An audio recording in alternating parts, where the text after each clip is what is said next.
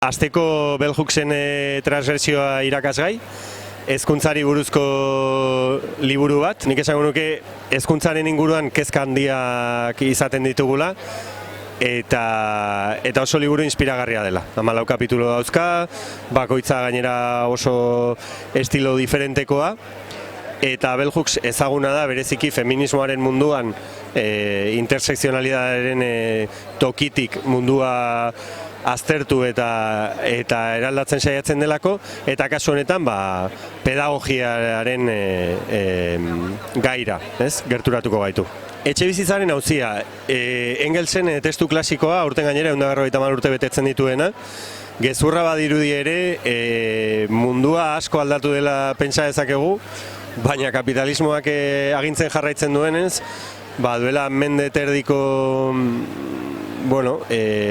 uneko irakurketa ura oso inspiragarria gertatuko zaigu, eta zentzu honean oso erradikala.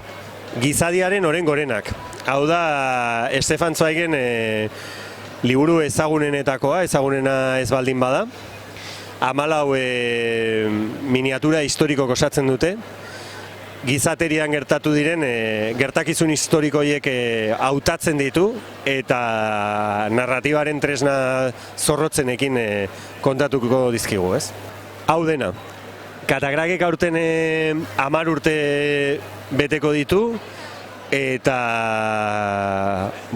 ibilbide hori guzti hori ospatu eta etorkizunari begiratzeko LP bikoitz bat, disko bat argitaratzen ari gara. LPa da formaturik behinena, besteak beste 15 abesti izateaz gain 15 interludio ere badauzkalako.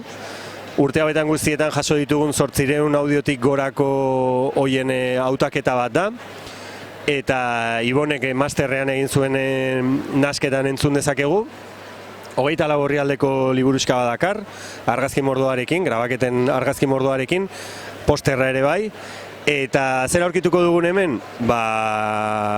Oso ustez estetikoki diferenteak diren, eta Katagrakekin harremana izan duten musikari desberdinek egindako proposamenak.